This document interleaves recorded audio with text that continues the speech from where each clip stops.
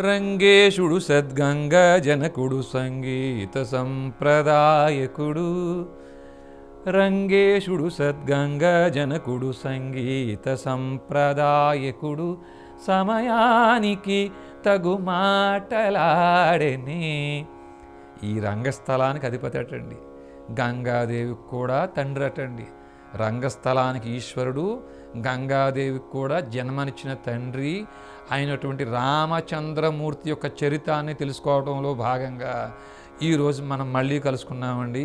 నిన్ననే చెప్పుకున్నాం మనం, ఈ వాలి సుగ్రీవుల యుద్ధంలో బాగా యుద్ధం జరుగుతున్నప్పుడు మధ్యలో రామచంద్రమూర్తి చొరబడి ఈ వాలిని ఏ రకంగా సంహరించాడు, వాలి అడిగిన ప్రశ్నలకు ఎలా సమాధానం చెప్పారు అనే విషయాలు మనం చెప్పుకున్నాము.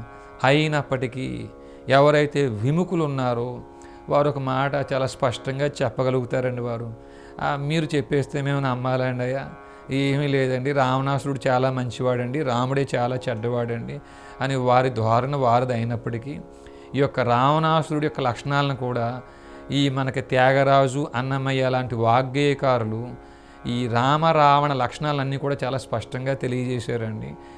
వాటిని తెలుసుకునే ప్రయత్నం మనం చేద్దాము. అసలు ఇదేమిటండి, ఒక త్యాగరాజు లేకపోతే అన్నమయ్యో ఇలాంటి వారు చెప్పేస్తే మనం ఎందుకు నమ్మేసేయాలి? త్యాగరాజు కానీ అన్నమయ్య కానీ ఎక్కడైనా పిహెచ్డి చేశారా? ఎక్కడైనా ఏమైనా డిగ్రీలు ఏమైనా చేశారా? బీఏలో, ఎల్ఎల్బీలో, ఎంఎస్లో ఏ ఉంటాయి కదండి పెద్ద పెద్ద చదువులన్నీ. ఇలాంటి ఏమైనా చదివేరా వాళ్ళు? ఇదిగో మాకు తెలిసిన నాయకులు 20 డిగ్రీలు ఒక నాయకుడికి, 50 డిగ్రీలు ఒక నాయకుడికి, 100 డిగ్రీలు, పీజీలు, పిహెచ్డీలు ఇలాంటి అన్నీ ఉన్నవారు చెబితే మేము నమ్ముతాం కానీ అనేవారికి చిన్న ప్రశ్న అండి అయ్యా. ఈ దేహమే నేను, ఈ శరీరమే నేను చదువుకున్న విద్య నా దేహానికి ఆహారం పెట్టడం కోసమే.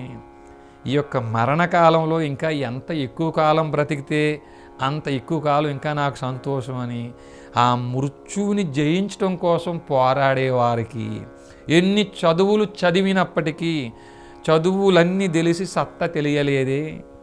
ఎన్ని చదువులు చదివినా నిజమైన తత్వాన్ని, ఆత్మ లక్షణాన్ని తెలుసుకునేటువంటి శక్తి లేని వారికి అయ్యా ఈ యొక్క స్వరార్ణవ మర్మం తెలిసిన త్యాగరాజు, అన్నమయ్యలు రామచంద్రుడి గురించి ఎంత గొప్పగా చెప్పారు అని మనం చెప్పిన వారు మీరు నమ్మి ఉండకపోవచ్చు. కానీ ఒకే ఒక్క ప్రశ్న అండి అయ్యా, మీరు ఎంతో గొప్పగా 40 డిగ్రీలు, 30 డిగ్రీలు, 50 డిగ్రీలు ఉన్నాయని చెప్పుకునే నాయకులు మీరు చదువుకోండి, బాగా చదువుకోండి, ఎక్కువ ఉద్యోగాలు వస్తే చక్కగా మీరు కూడా మీ కుటుంబ పోషణ చేసుకోవచ్చు, సమాజంలో గౌరవంగా బతకొచ్చు అనే మంచి ఉద్దేశంతో ఈ చదువు అనే అభ్యాసాన్ని మీకు అలవాటు చేసుంటే, అంటే మనకి అలవాటు చేసుంటే మరి అంత చదువుకున్న వాళ్ళకి అయ్యా ఈ డిగ్రీలు, పీజీలు, పిహెచ్డీలు చేసుకున్న వాళ్ళకి, చదువుకున్న వాళ్ళకి నౌకరీలు, జాబ్స్ ఇచ్చే ప్రయత్నం చేసే వ్యవస్థ అన్న మన దగ్గర ఉందండి అయ్యా? లేదండి.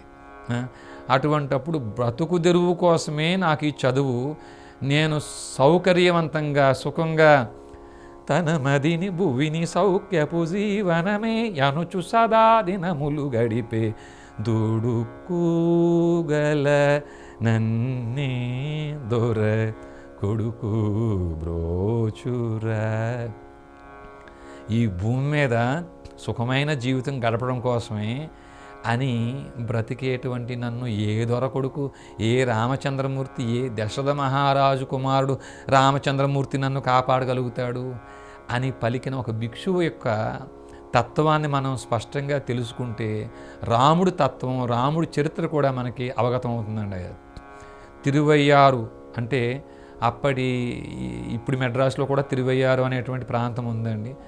ఉమ్మడి తంజావూరు జిల్లాలో తిరువయ్యారు అనే ప్రాంతంలో భిక్షమెత్తుకుంటూ జీవించి రాముడి యొక్క కీర్తనల్ని రామనామ జపం చేస్తూ 96 కోట్ల సార్లు రామనామ జపం చేసి నేను ఈ మేను కాదు, సీతమ్మ మాయమ్మ, శ్రీరాముడు మా తండ్రి అని అనేక కీర్తనలు చేసినటువంటి ఆ యొక్క త్యాగరాజు శమన వైరి చేసినటువంటి బోధనల్ని మనం రేపు వచ్చే కార్యక్రమంలో మళ్ళీ తెలుసుకునే ప్రయత్నం చేద్దామండి.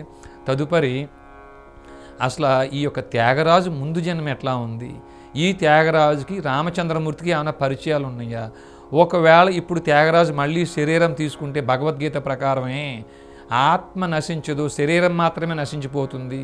కాబట్టి మళ్ళీ మళ్ళీ మనం జన్మ తీసుకుంటామయ్యా, వాసాంసి జీర్ణాన్ని యథా విహాయ అని ఇవన్నీ ఎలా అయితే కృష్ణుడు భగవద్గీతలో చెప్పారో అది మనం నమ్మగలిగితే, దాని మీద ప్రశ్న వేసుకుంటే, ఇప్పుడు ఆ త్యాగరాజు వారు జన్మ తీసుకుంటే ఆయన లక్షణం ఏ లక్షణాన్ని కలిగి ఉన్నారు అనే వివరాలు కూడా తెలుసుకునే ప్రయత్నం రేపు చేద్దామండయ్యా. నమస్కారం ఉండయ్యా, సెలవు.